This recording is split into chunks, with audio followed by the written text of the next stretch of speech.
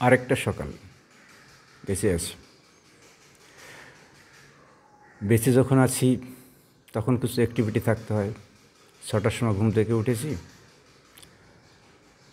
15 minute হেঁটেছি, 15 minute শ্বাসজনিত প্রাণায়াম করেছি, আর 15 minute exercise করেছি, অল্প স্বল্প। এখন তো শরীর সব কিছু করতে পারি না, চলছে। একটা খবর নিয়ে আলোচনা করব।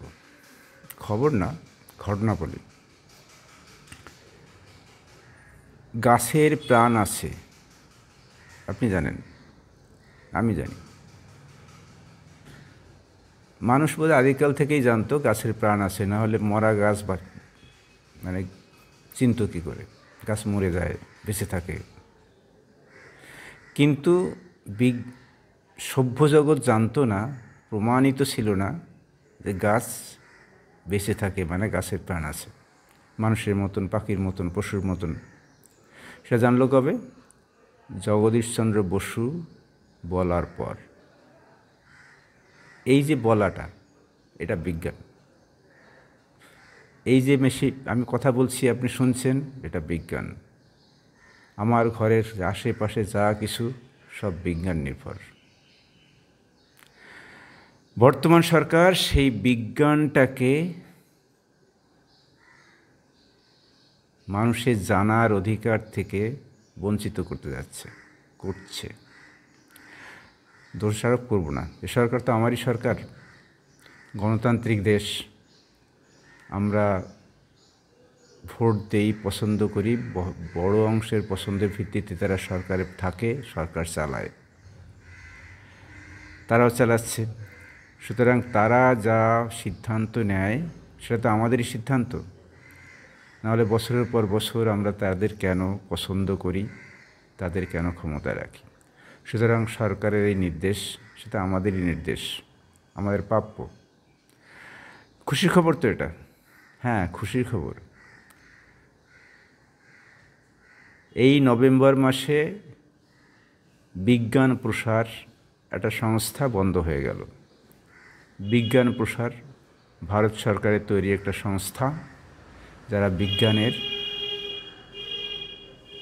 প্রচার ঘটাতো, তার ভালো মন্দ নিয়ে কথা বলতো, মানুষের কাছে পৌঁছে দিত যে বিজ্ঞান আমাদের কী করে না করে, আমাদের বিজ্ঞান মনস্ক হওয়া দরকার।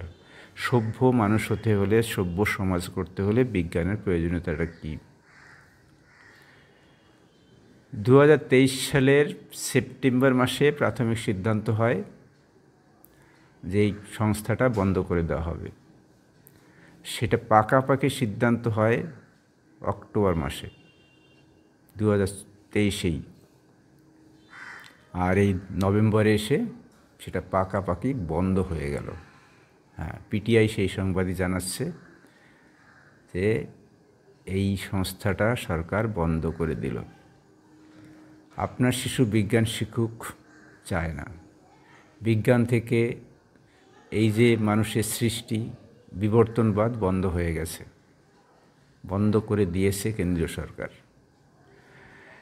আর অসংখ্য উদাহরণ দেওয়া যায়। বিশ্ববিদ্যালয় পর্যায়ে রিসার্চ করা, গবেষণা করা এখন এক সমস্যা বিষয় হয়ে দাঁড়িয়েছে। বিশ্ববিদ্যালয় নিজে সিদ্ধান্ত নিতে পারে না যে কোন বিষয়ে গবেষণা হবে। কেন্দ্র অনুমতি দিলে তারপরে সেখানে গবেষণা করা যাবে। যারা গবেষণা করে, যাদের সঙ্গে যুক্ত আছেন, তারা জানেন কাজটা অত্যন্ত কঠিন হয়ে গেছে আমাদের ভারতবর্ষে, গবেষণার বিষয়টা। আমরা যাদবপুরের ঘটনা জানি যে কি কঠিনভাবে তাদের চলতে হচ্ছে, কেন্দ্রীয় সরকার যে সাহায্য দিচ্ছে না বলে।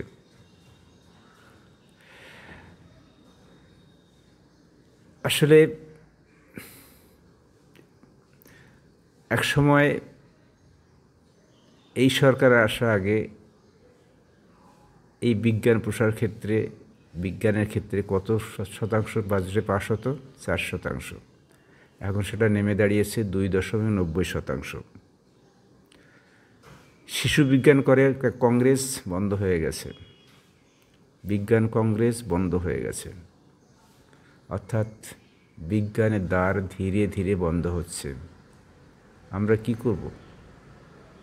আমরা মহাভারতের যুগে ফিরে যাব, রামায়ণের যুগে ফিরে যাব, মেঘের আড়ালে থেকে যুদ্ধ করব, কোনো বিমান লাগবে না, যুদ্ধ বিমানের দরকার নেই, অস্ত্রের দরকার নেই, বহিঃশত্রুকে আমরা আক্রমণ করব, তাদের পর্যুদস্ত করব। আমাদের ভগবান আছে, ভগবান আছে। বিচার ব্যবস্থা কে চালায়? মানুষ বিচারক বলে গেছেন যে ভগবানের নির্দেশে আমি বিচার রায় দিই। রাম মন্দির হয়েছে ভগবানের নির্দেশে। এই সম্প্রতি চন্দ্রচূড় সেটা সমর্থন করে বলেছেন, আমি রাম মন্দিরে সমর্থন করেছিলাম কারণ আমার মনের যে আমার ঈশ্বর, সেই ঈশ্বর আমাকে নির্দেশ দিয়েছিল, সংবিধান দেয়নি। আমরা কোথায় যাচ্ছি? এই যে কথা বলছি, এই কথা কি দুদিন পর বলতে পারবো? পৃথিবী যখন এগোচ্ছে, চাঁদে যাচ্ছে, মঙ্গলে যাচ্ছে, আমরা তখন পিছোচ্ছি। আমরাও চাঁদে যাব, তবে ঈশ্বরকে ডেকে চলে যাব। কী ব্যাপার আছে? ভগবানকে ডাকবো, ভগবান নিয়ে যাবে। যেমন টিভিতে, সিরিয়ালে, সর্বত্র দেখি, যা কামনা করি ভগবান নির্দেশ দেয়, হয়ে যায়। ভগবানের নির্দেশই হবে। বিজ্ঞানের কি দরকার? এত টাকা পয়সা খরচ করার দরকার আছে? আমাদের সরকার তো ভেবেচিন্তেই কাজ করছে। এটা খুশি খবর না? সকালবেলা একটা খুশি খবর দিলাম, ভালো থাকুন। আরেকটু ভাবুন এই খুশিটাকে সত্যিকারে কীভাবে ত্বরান্বিত করা যায়। নমস্কার।